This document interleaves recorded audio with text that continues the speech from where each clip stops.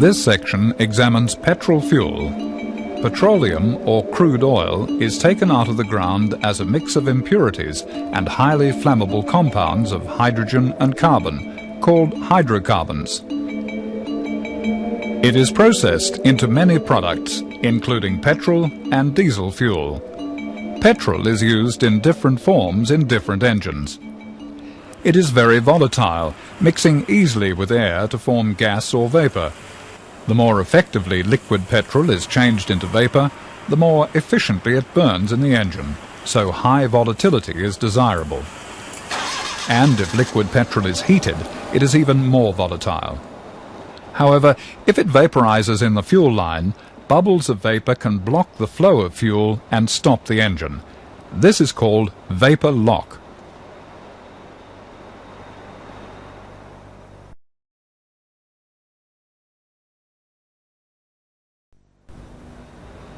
This section looks at the basic principles of carbureted systems.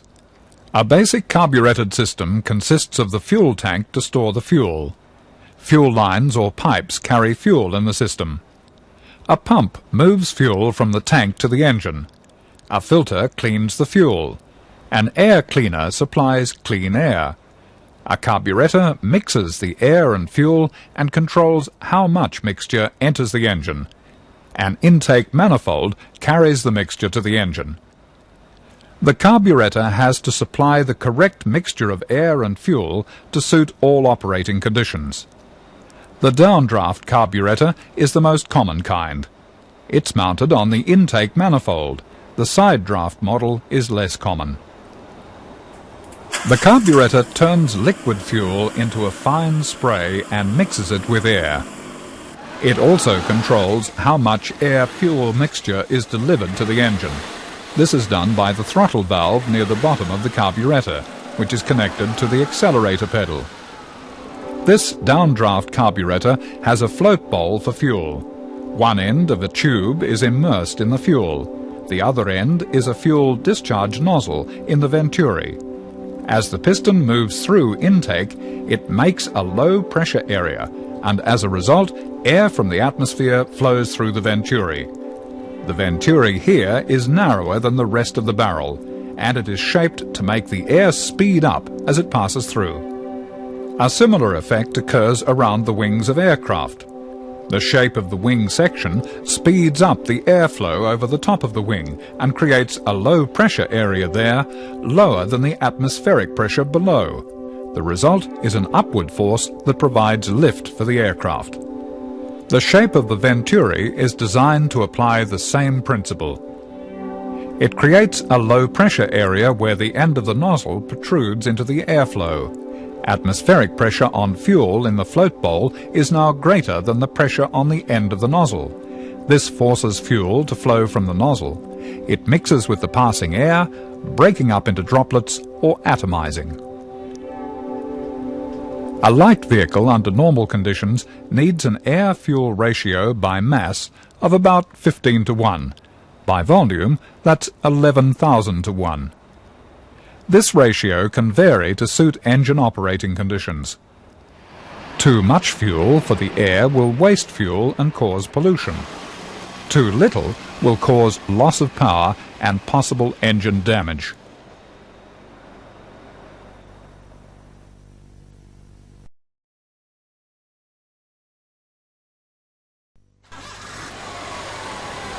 The carburetor supplies the engine with the correct mixture to suit all operating conditions, from idling to high speed.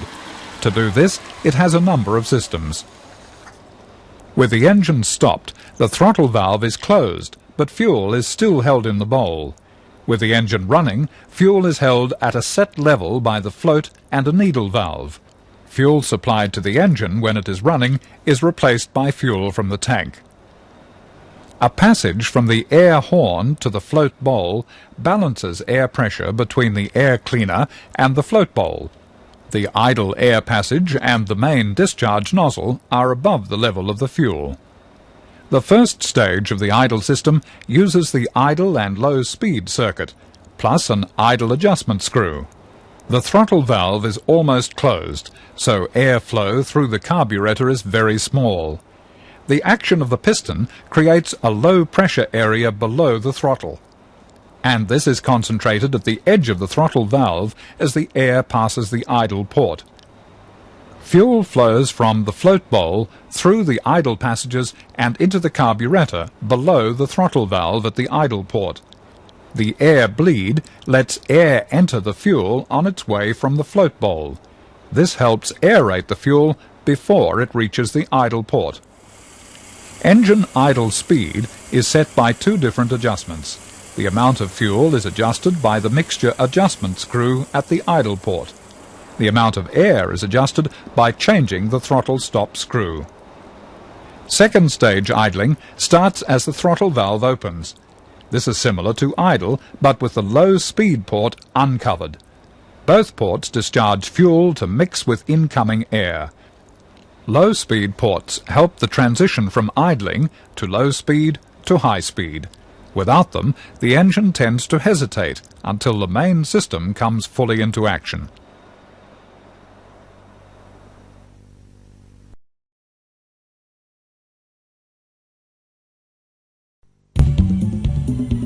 The main or high-speed system comes into action above fast idle as airflow through the venturi increases.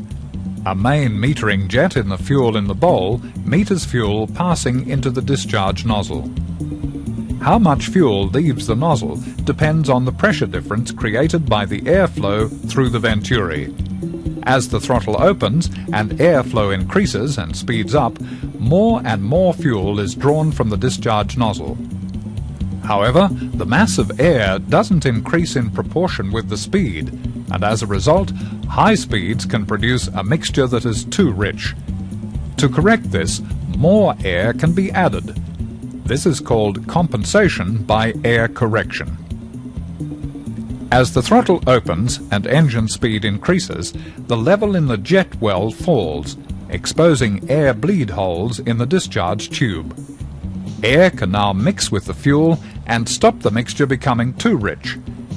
As the throttle opens further, the fuel level falls too, exposing more air holes. More air bleeds in to maintain the correct mixture. The size of the main jet is selected to provide the best mixture for economy under cruising conditions. When the throttle is opened wide for maximum power, a richer mixture is required.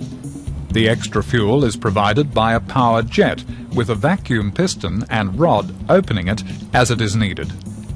At low speeds, intake manifold vacuum is transferred through a passage to the vacuum piston.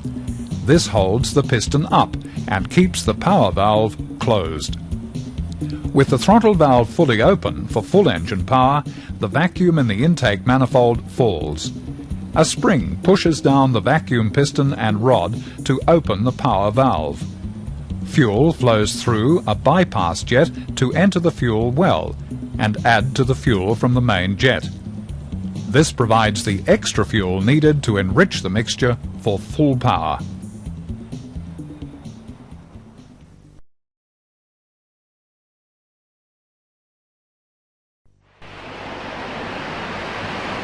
Extra fuel is also needed for accelerating. Suddenly opening the throttle increases the airflow, but fuel cannot flow from the discharge nozzle quickly enough to match it. An extra jet of fuel is needed. Depressing the pedal compresses a duration spring that exerts a force on the plunger of a small plunger pump. This pressurizes fuel below the plunger and closes off the inlet valve. Fuel flows through a bypass jet and enters the airstream from a discharge nozzle above the venturi. The duration spring extends the time for delivering the fuel. Releasing the pedal lets the linkage move the plunger upwards. The bypass jet closes and the inlet valve opens to let fuel refill the pump chamber from the float bowl. When a cold engine is being started, little air flows through the venturi, and there is no heat to assist in vaporizing any fuel that is delivered. This makes the effective mixture of fuel and air too weak to be readily ignited by the spark plug. An excess of fuel must be supplied temporarily to ensure that the proportion of fuel that does vaporize will form an ignitable mixture. a choke valve is fitted to help. Closing the choke valve closes the carburetor intake. The pumping action of the pistons creates a low pressure area below the valve even without venturi action. This low pressure causes fuel to flow from the discharge nozzle and from the idle and low speed ports and provides the rich mixture needed to start the cold engine. The choke can be controlled manually by a cable that operates the valve.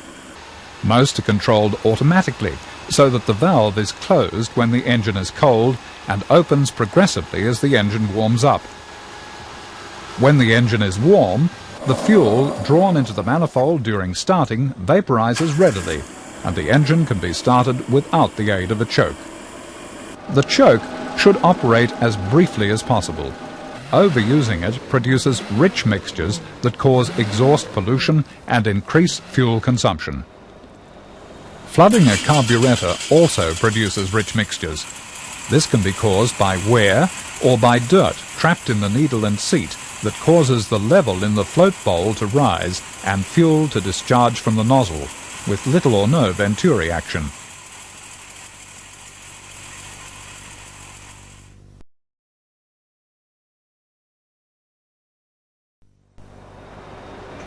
Carburetors can have a single barrel or 2 or 4 barrels.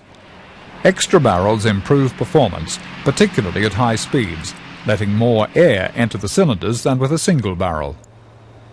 2-barrel carburetors have 2 outlets to the inlet manifold and have 2 basic designs. One has a common float chamber, but each barrel has a complete set of all other circuits, and the throttles can open simultaneously. The float chamber may be straddled by 2 connected floats that almost surround the air passage.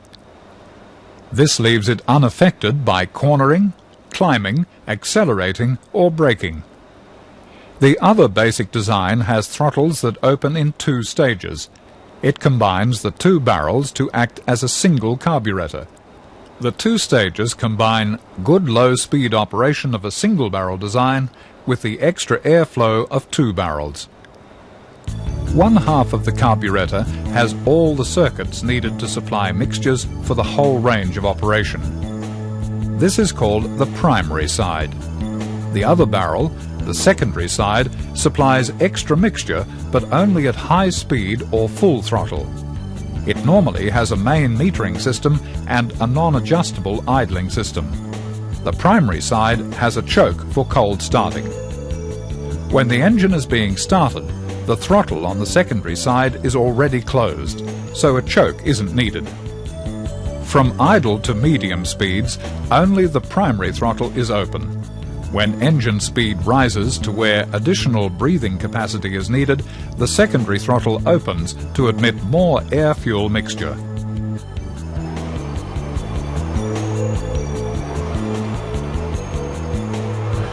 By the time the primary throttle is wide open, so is the secondary throttle. This can be controlled mechanically or by a vacuum unit connected by pull rod to a lever on the secondary shaft. When air flows past ports in the venturis, it produces low pressure areas. A hose transmits this low pressure to a diaphragm chamber. This low pressure acts on the diaphragm and opens the secondary throttle. Large capacity V8 engines may use a 4-barrel carburetor of 2-stage design, effectively 2 2-stage carburetors combined, with each side supplying 4 of the 8 cylinders.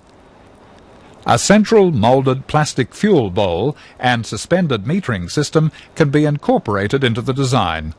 This gives lower fuel temperatures with more precise fuel metering and closer control over air-fuel ratios.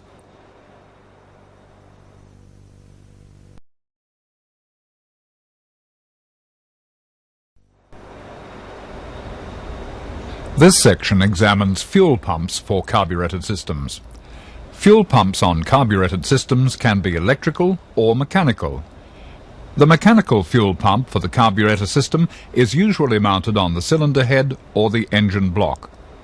It has a flexible diaphragm. That's a flexible piece of neoprene rubber separating 2 chambers. This diaphragm is operated by an eccentric on the camshaft. It rotates, making the rocker arm move. This movement is transferred to the diaphragm, pulling it down. That draws fuel into the pumping chamber above the diaphragm. The diaphragm spring moves the diaphragm up, and this forces fuel from the pumping chamber out of the pump and into the carburetor. When the engine needs more fuel, the diaphragm moves through a long stroke to pump a lot of fuel. When less fuel is needed, pressure builds up in the fuel line to the carburetor and in the pumping chamber above the diaphragm. The diaphragm spring can't push the diaphragm up so far, and the pumping stroke is reduced. Some pumps also have a return line to send excess fuel back to the tank.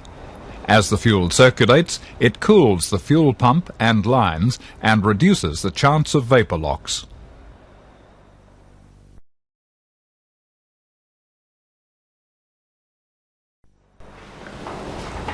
Carburetor systems can also use electric fuel pumps. Most of these pumps are located outside the tank, though some are inside the tank. One widely used pump is the diaphragm type. It has an electrical section and a mechanical section. When the ignition is switched on, current magnetizes the solenoid. The magnetic field energizes the armature, which pulls down the diaphragm. This creates an area of low pressure that draws fuel into the pump. Pulling down the diaphragm breaks the circuit and stops the current. The solenoid is no longer an electromagnet. The armature is released, and the diaphragm spring forces up the diaphragm, which forces fuel out of the pump and on its way to the carburetor. This action continues, delivering fuel each time. When the engine needs less fuel, pressure builds up in the fuel lines to the carburetor and reduces how much fuel is delivered. Some carburetor-equipped vehicles with electric pumps have a safety switch that prevents the pump continuing to run if the engine stops.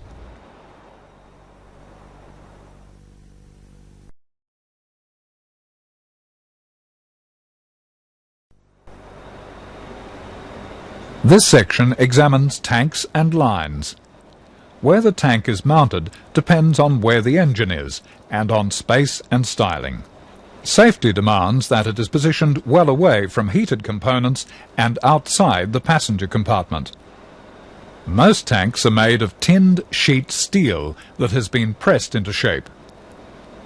Some passenger car tanks are made of non-metallic materials. Aluminium or steel is used on commercial vehicles. The tank is usually in two parts, joined by a continuous weld around the flanges where the parts fit together. Baffles make the tank more rigid. They also stop surging of fuel and ensure fuel is available at the pickup tube. Fuel expands and contracts as temperature rises and falls, so fuel tanks are vented to let them breathe. Modern emission controls prevent tanks being vented directly to the atmosphere. They must use evaporative control systems. Vapor from the fuel tank is trapped in a charcoal canister and stored there until it is burned in the engine. A vapor or vent line with a check valve connects the space above the liquid fuel with the canister. This valve opens when pressure starts to rise and lets vapor through, but not liquid. Liquid fuel closes the check valve and blocks the line, stopping liquid fuel reaching the charcoal. Some systems have a small container called a liquid vapor separator above the fuel tank. It also prevents liquid fuel reaching the charcoal. This petrol tank has a small separator tank and a number of vents. They're from different parts of the tank, so that for as many vehicle positions as possible, at least one is always above the level of petrol in the tank.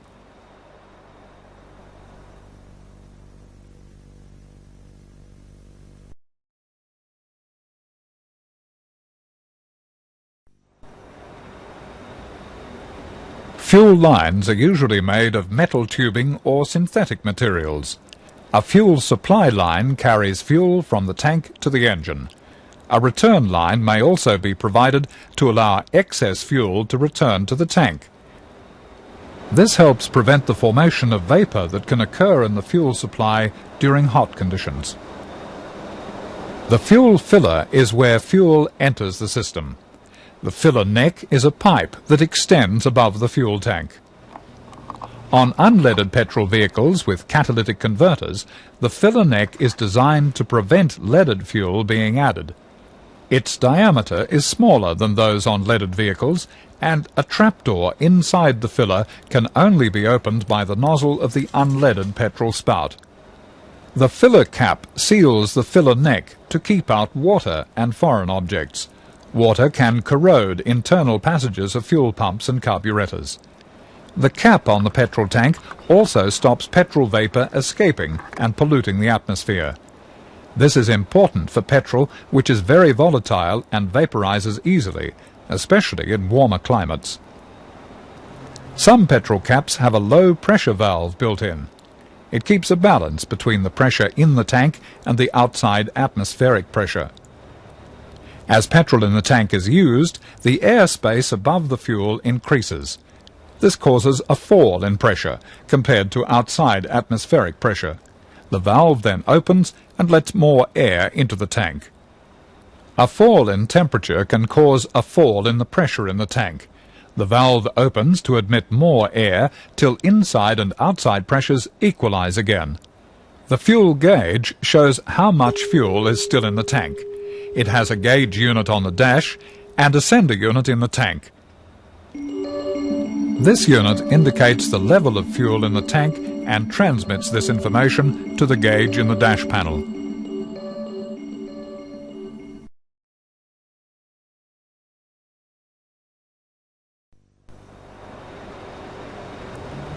The charcoal canister is a canister of activated charcoal, and it's a temporary storage device for vapor from the tank. When the engine is stopped, vapor from the tank passes through the vent pipe to the canister and is absorbed into the charcoal. When the engine is running, the lower pressure in the inlet manifold draws in the petrol vapor from the charcoal into the manifold. The process is controlled so it doesn't upset the air-fuel mixture.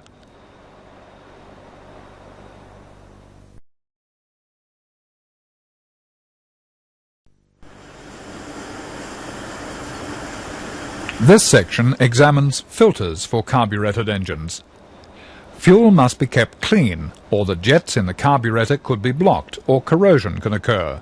So fuel systems always contain filters. In this carbureted system, a fine filter of nylon or gauze is fitted to the pickup pipe in this petrol tank. A large surface area is provided to allow adequate flow rate and better filtering. An inline filter, usually made of clear plastic, is either between the tank and the pump or between the pump and carburetor. This filter traps dirt and water. The amount of water can usually be seen through the plastic.